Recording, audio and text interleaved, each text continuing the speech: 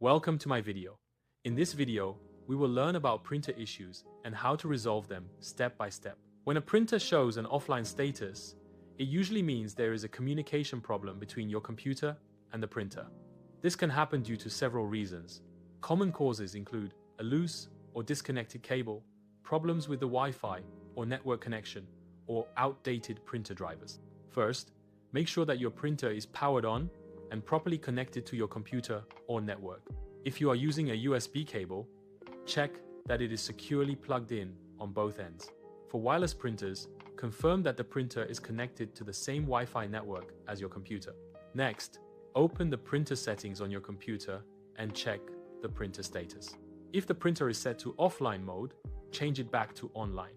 You may also need to restart your printer and your computer to refresh the connection. Updating or reinstalling the printer drivers can also help resolve communication issues. Following these steps can help bring your printer back online and working properly. Thank you for watching. If you need further assistance, our support team is here to help. Thank you for watching. If you need more help, contact TechBridge experts. Call us at 6462166991 or email support@techbridgeexperts.com.